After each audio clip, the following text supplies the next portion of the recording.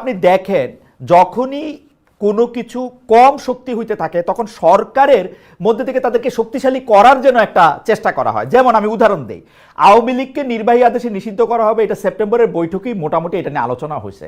আপনারা কেন ওয়েট করলেন যে হাসনাত আব্দুল্লাহ ওইখানে যমুনা অভিমুখে যাবে, 3 দিন ধরে ওইখানের মধ্যে এটা হবে, ওদেরকে ঠান্ডা পানি দেওয়া হবে, তারপর আপনারা নিষিদ্ধ করবেন? কেন এটাকে আপনারা মানে ওরা আন্দোলন করার আগে আপনারা এটা বুঝতে পারেন নাই যে এটা আপনাদের করতে হবে? সেপ্টেম্বরে কিন্তু কোনো ডিসিশন হয় নাই। এটা যারা রিপোর্ট করেছিল এইটা নিয়ে কথাবার্তা হয়েছে, কিন্তু আমার মনে পড়ে না, আমি কেননা প্রত্যেকটা ক্যাবিনেট মিটিং এ আমি কিন্তু থাকি, আমার মনে পড়ে না যে এই কোনো ক্যাবিনেট মিটিং এ এটা এইরকমের কোনো ডিসিশন হয়েছে। আর হাসনাত আব্দুল্লাহর এই ব্যাপারটা আপনি যেভাবে বললেন যে এটা বুঝি স্টেজ তো না, উনি ওনার প্রোটেস্টটা করেছেন, রাইট। কিন্তু প্রফেসর ইউনূসকে কি এটা হাসনাত আব্দুল্লাহ থেকে শুনতে হইলো যে এটা আওয়ামী লীগকে নিষিদ্ধ করতে হবে? মানে ধরেন হাসনাত আব্দুল্লাহ, ধরেন আমরা হাইন্ডসাইট বিবেচনা করি হাসনাত আব্দুল্লাহ এটা করলেন না, তাহলে কি আওয়ামী লীগ নিষিদ্ধ হইতো না? আমরা অলওয়েজ মেইনটেইন করেছি যে এই বিষয়গুলো, এইটা যেহেতু সংবেদনশীল একটা বিষয়, এই বিষয়টা সত্যিকার অর্থে যারা জুলাইয়ের গণ আন্দোলনে ছিলেন, জুলাই আপরাইজিং এ ছিলেন, তাদের উপরে সবার সাথে আমরা মানে ডিসিশন যদি হয়ও সেটা হবে তাদের সাথে কনসালটেশন করে, তাদের ইয়েতে, এবং সেই অনুযায়ী হয়েছে, তারা সবাই কনসেন্ট দিয়েছেন। মানে এই অনুযায়ী যদি হাসনাত আব্দুল্লাহ, আমি যেটা যদি হাসনাত আব্দুল্লাহ এই ডাকটা না দিতেন যে আওয়ামী লীগ নিষিদ্ধ করব, যতক্ষণ নিষিদ্ধ না করা হবে ততক্ষণ পর্যন্ত যমুনা উইল বি ঘেরাউট, এইটা যদি উনি না কইতেন তাহলে কি আওয়ামী লীগ এখনো সিদ্ধ দল হিসেবে থাকতো, তাই না? দেখেন হাসনাত আব্দুল্লাহ বা ইয়েরা যে সব যা যা বলছেন আমরা কি সবই শুনছি নাকি? ওনারা তো বলেছিলেন যে অনেকে দেখেন প্রেসিডেন্টকে ওনারা আউটস্টার চেয়েছিলেন অনেকেই, তো আমরা তো সেই অনুযায়ী আমরা যে সমস্ত জায়গায় জাতীয় ঐক্য তৈরি হচ্ছে সেই জায়গাগুলো এই বিষয়ে ভালো ডিসিশন হচ্ছে।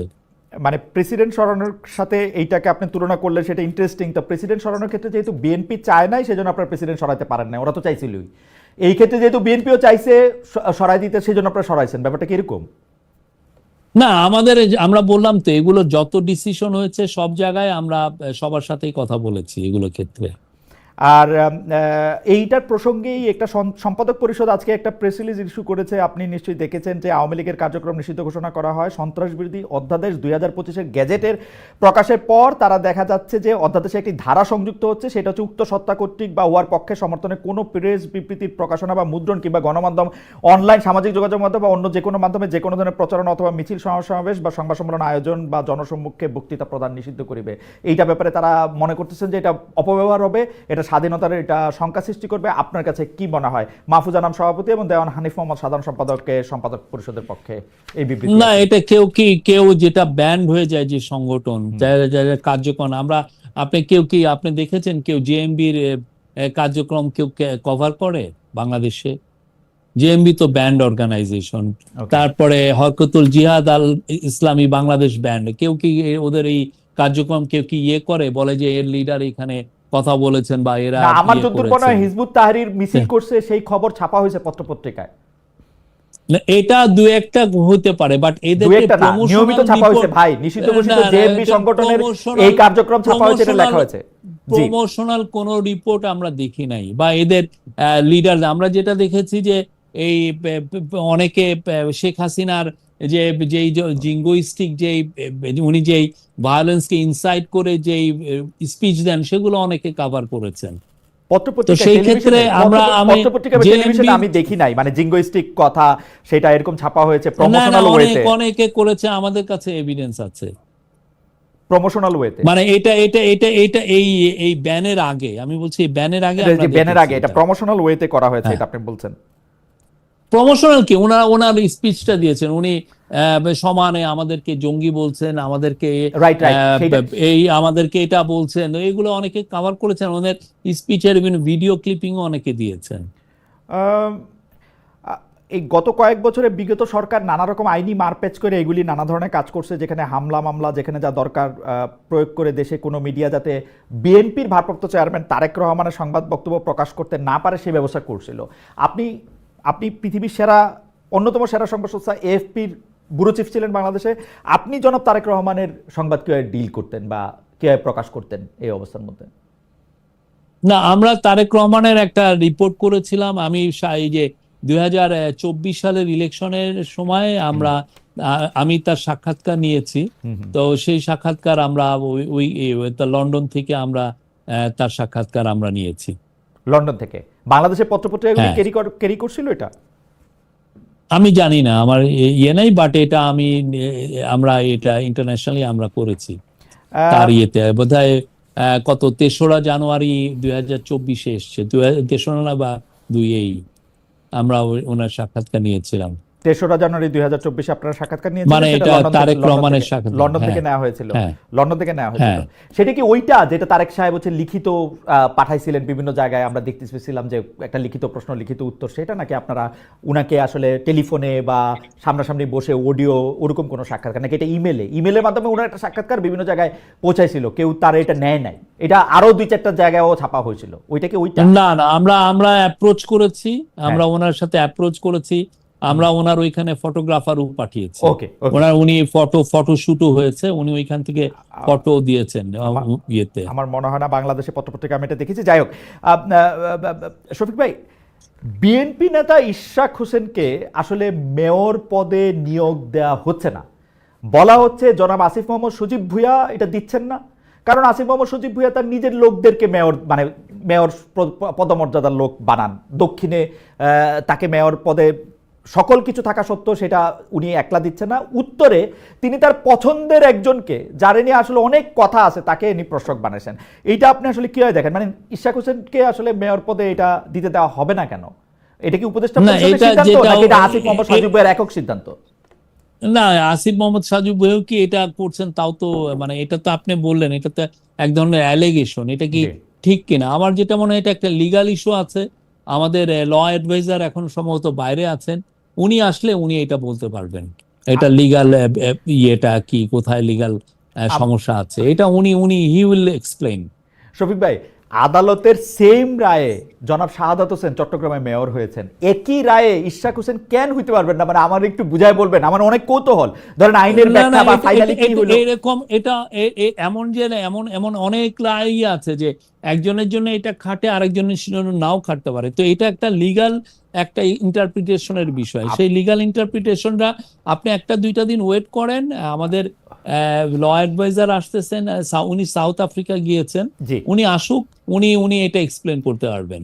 এই মুহূর্তের বিবেচনায় কি আপনারা বিষয়টা এক্সপ্লেন করে একটা ইয়া দিতে পারেন, মানে প্রেস উইং থেকে? এটা তো ওনার জায়গা, এটা ভেরি মাচ ওনার টেরিটরি, আর এটা লিগাল ইস্যু আছে এখানে, তো উনি এসে এটা বলবেন আমাদের ধারণা।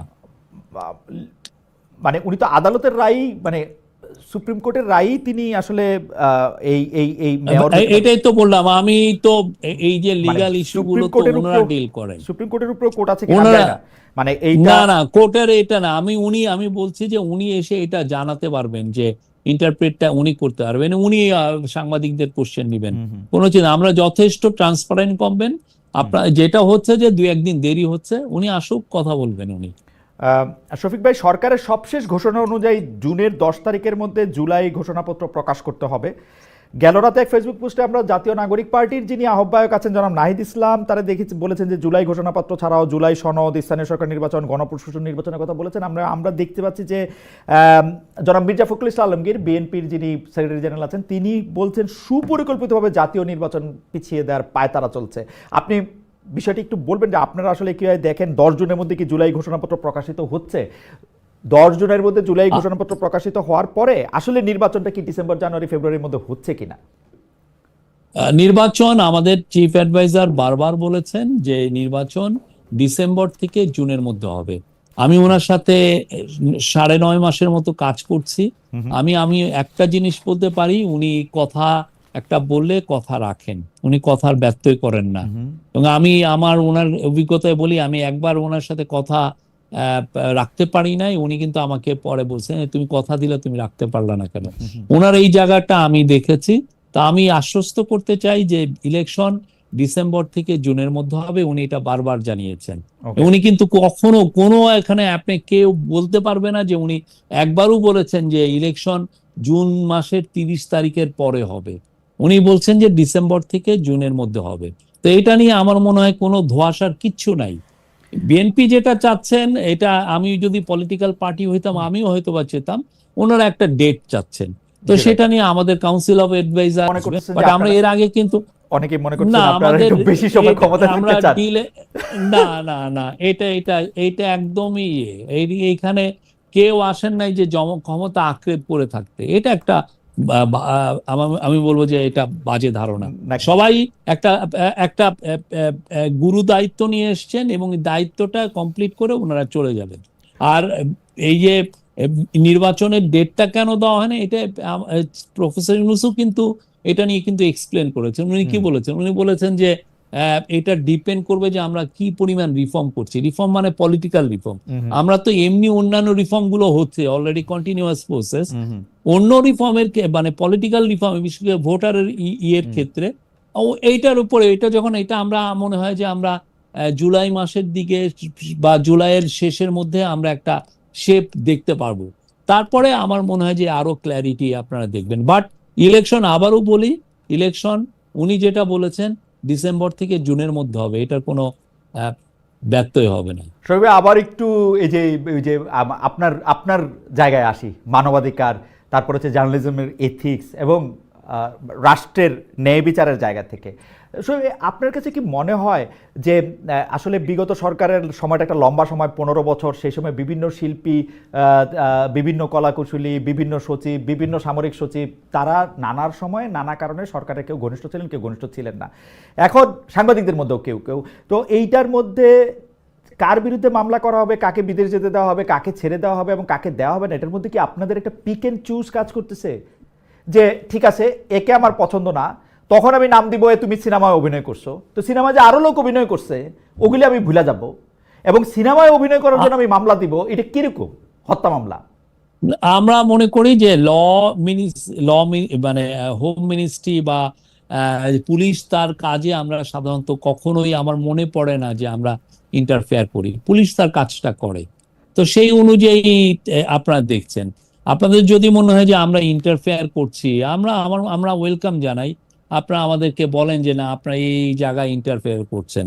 এই গভর্নমেন্ট এই জিনিসটা আমি মনে করি না। শফিক ভাই, কেন মনে হয় আমি আপনাকে বলি, যে হত্যা চেষ্টা মামলায় অভিনেত্রী নুসরাত ফারিয়াকে গ্রেফতার করা হয়েছে, তিনি সেই মামলার 207 নম্বর আসামি।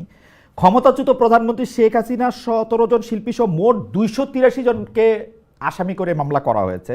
এই মামলাটা 283 জন একত্র হইয়া একটা হত্যা মামলা কিন্তু এটা করা হয়েছে। এইটার মানে আপনি কি মনে করেন? এর মধ্যে আবার যে ওকে ধরা হইলো, মামলা নিয়ে আমাদের ল অ্যাডভাইজার অনেক বলেছেন। সত্যিকার অর্থে এই মামলাগুলো তো আমরা দেখছি যে অনেকে এই ধরনের অনেক মামলা হয় যে এক ধরনের এক্সটোরশন করার জন্য। এটা যে ওনারাই আমাদের ল অ্যাডভাইজার বলেছেন, হোম অ্যাডভাইজার এগুলো নিয়ে বলছেন। কিন্তু আনফরচুনেটলি সমস্যাটা যেটা হচ্ছে যে কেউ যদি এসে থানায় মামলা করে, হয় কি থানা নিতে বাধ্য হয়। আবার অনেক সময় থানা বলে যে না, আমি এই মামলা নিব না, এই মামলা নেওয়া যাবে না। পরে যায় কি, তারা আবার কোর্টে চলে যায়, কোর্টে গিয়ে আবার বলে যে না, এই মামলাটা নিতেই হবে। ফলে ওই কোর্ট যখন মামলাটা নেওয়ার পরে সেই মামলাটা নিয়ে এসে আবার কোর্টের অর্ডারটা নিয়ে এসে থানায় বলে যে এই মামলাটা নিতে হবে। তো এই ধরনের তো সিচুয়েশন তৈরি হচ্ছে। মানে আমরা, যাই হোক, আমি আবারও আপনার আরেকটা যে জায়গায় আপনি অনেকদিন কাজ করেছেন সেই অর্থনীতির জায়গায় একটু আসি। যে শর্ত পূরণ না হয় ঋণের কিস্তি ছাড় বন্ধ রেখেছিল আইএমএফ এর প্রধান শর্ত অনেকগুলির মধ্যে একটা ছিল ডলারের দাম বাজারের উপরে ছেড়ে দেওয়া। বাংলাদেশ ব্যাংকের গভর্নর আমাদের এই অনুষ্ঠানে এসে বলেছিলেন যে আইএমএফ এর শর্ত তারা এত সহজে মেনে নেবেন না। এপ্রিলের শেষের দিকে মে মাসের প্রথম সপ্তাহে অর্থ উপদেষ্টা বলেছিলেন যে আইএমএফ এর ঋণ প্রেসক্রিপশন তারা মানবেন না। কিন্তু হঠাৎ করে আমরা দেখলাম যে এনবিআর কে বিলুপ্ত করা হয়েছে এবং সেটা আইএমএফ এর, মানে এরকম একটা কঠিন সিদ্ধান্ত নেওয়া হয়েছে সেটা আইএমএফ এর পরামর্শ মেনেই। আপনি এটাকে নিয়ে আসলে কিভাবে দেখেন? না, আপনি যদি দেখেন যে এনবিআর কিন্তু এই 50 বছরে আমাদেরকে বারবার ফেল করছে। এনবিআর এর আমরা যে কাস্টমস এর যে সিস্টেম বা আমরা যে রেভিনিউ উঠাচ্ছি, একটা গভর্নমেন্ট বেঁচে থাকে, একটা গভর্নমেন্ট বা একটা দেশের ডেভেলপমেন্ট হয় হচ্ছে তার ট্যাক্সের টাকার উপরে। কিন্তু আমাদের কনসিস্টেন্টলি ফেল করছে। আমাদের ট্যাক্স জিডিপি রেশিও মাত্র 7.3-7.4%, যেটা সত্যিকার অর্থে একটা আফ্রিকার দরিদ্র দেশের মতো। তো তো আমার তো এমন করে চললে তো হবে না। এখন এই কারণে কিন্তু আমরাও নিজেরা বুঝছি, আমরা আমাদের মধ্যে থেকে এনবিআর রিফর্মের কথা কিন্তু নিজেরাও আমরা ফিল করছি যে এটাকে রিফর্ম করতেই হবে আমাদের, যে করেই হোক আমার ট্যাক্স জিটিপি রেশিও 10-এর উপরে নিতে এটা হবে। কি তো সেই ক্ষেত্রে আইএমএফ এর পরামর্শ না না, আপনারা এটা করেছেন? আইএমএফ এর পরামর্শ না, এটা ওইটা আইএমএফ এর সাথে আমাদের সাথে কথা মিলে গেছে। আচ্ছা, এই কিন্তু কাকতালীয় ভাবে, আমরা নিজেরাও এটা বলছিলাম যে কাকতালীয় ভাবে। আমাদের কাকতালীয় না, আমরা এটা বলছিলাম, আইএমএফ এটা নতুন কথা বলছেন, এটা অনেকদিন ধরে এই কথা বলছে। ওকে, আমরাও মনে করছি যে এই এনবিআর এর রিফর্মটা একটা বড় চ্যালেঞ্জ, এই কাজটা করতে হবে। এটা সে একটা আমাদের মতো ইন্টারিম গভর্নমেন্টই হোক আর এটা একটা ইলেক্টেড গভর্নমেন্টই হোক, তার কাছে সামনের দিনগুলোতে এটা হবে বিগেস্ট একটা চ্যালেঞ্জ। বিকজ আপনি যদি টাকা সেই মতো উঠাইতে না পারেন ট্যাক্স, আপনি তো রাস্তা বানাতে পারবেন না, আপনি ওকে, বেতন দিতে পারবেন না, আপনি এই যে একটা বিধবারে স্টাইপেন্ড দিবেন সেটা দিতে পারবেন না। আর এনবিআর এটা কনসিস্টেন্টলি ফেল করছে। আপনি পুরো পৃথিবীতে ট্যাক্স জিডিপি রেশিওর ক্ষেত্রে ইয়ে হচ্ছে 16%, 16.6%, এটা গ্লোবাল এভারেজ, সেখানে আমরা 7.3%।